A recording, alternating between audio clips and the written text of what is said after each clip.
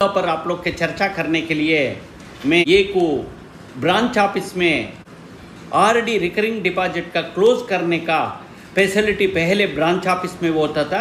ये क्लोजिंग करने के लिए खाता क्लोज करने का फैसिलिटी बीओ में होना चाहिए करके एक मुद्दे, और दूसरी जीडीएस एम्प्लॉइज़ का बहुत जगह में आरपीएलआई पीएलआई का कोड प्रदान नहीं कर रहा है।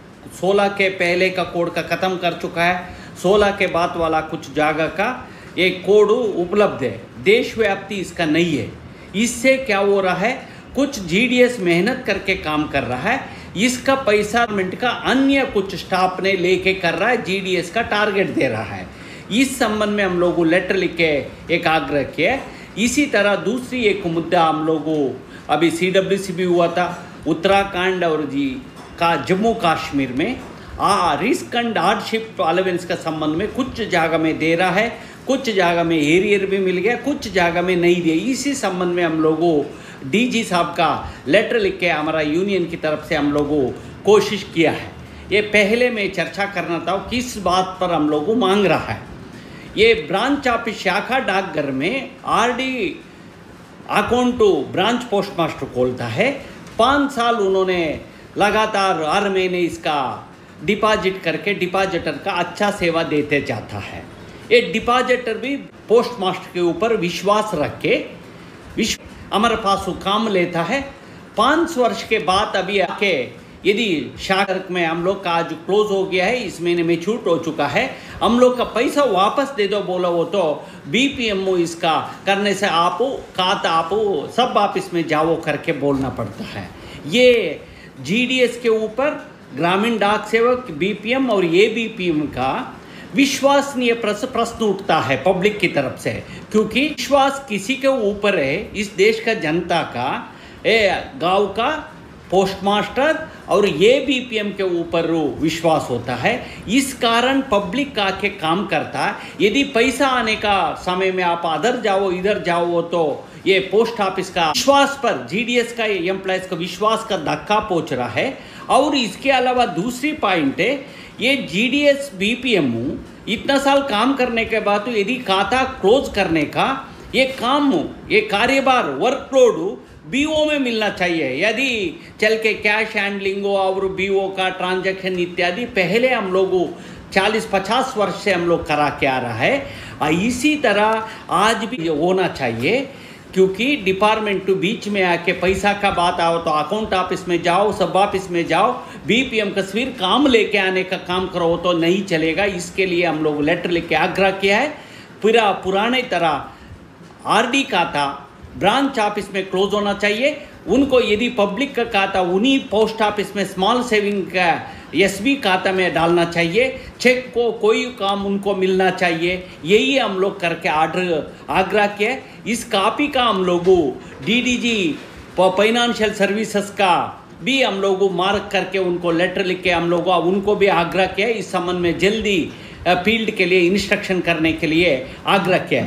इसी तरह हम लोग और एक मुद्दा पर हम लोगों ये किया है, ये creation of new technology software to allot code number to branch post master in directorate regarding में हम लोगों किया। ये इसमें प्रश्न बोल रहा आरपीएलआई का डायरेक्टरेट दिल्ली में है।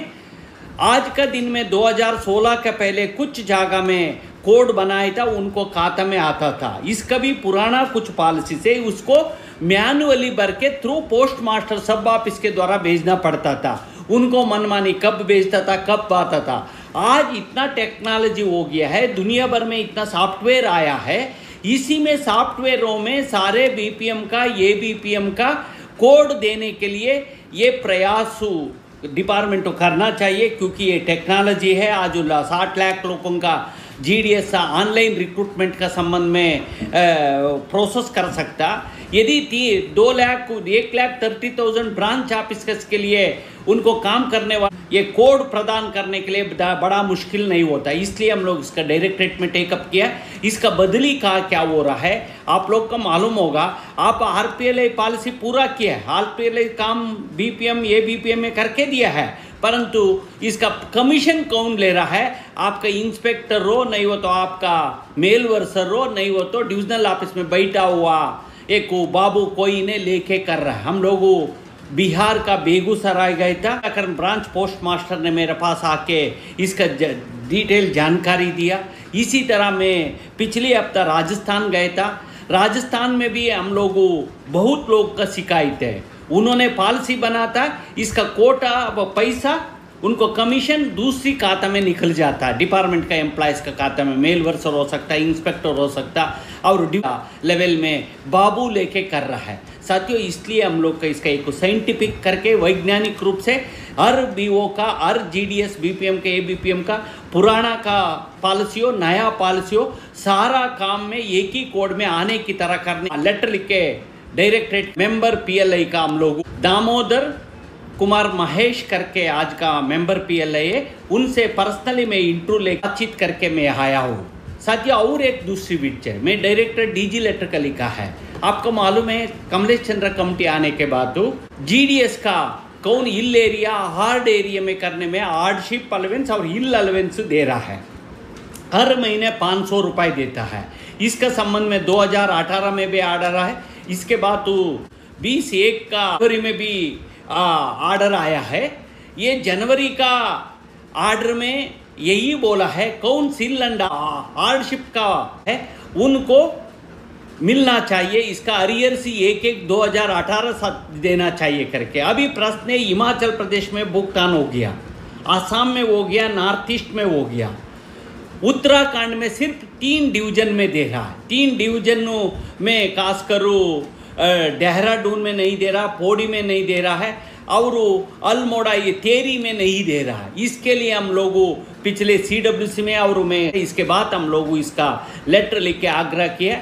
डायरेक्टरेट में भी हम लोग का अश्योरेंस दिया है, यदि उनको एलिजिबल हो तो उनको ज़रूर इसका ये पहाड़ी बाकी रेगुलर एम्प्लॉयज़ का भी कुछ अलावेंस मिलता है, उनको मिलना चाहिए। उत्तराखंड में नहीं मिले तो हिल अलावेंस और कौन सी जगह में मिलेगा, इसलिए इसका हम लोग आग्रह कर बोला है। ये 3 विषय हम लोगों चर्चा इस लेटर में किया, इसलिए इस पर हम लोगों सोशल मीडिया में भी डाला है। इसका आप लोग जानकारी देने के लिए मैं ये वीडियो बना के धन्यवाद बोलते हुए मेरी बात समाप्त करता हूँ। धन्यवाद, थैंक यू।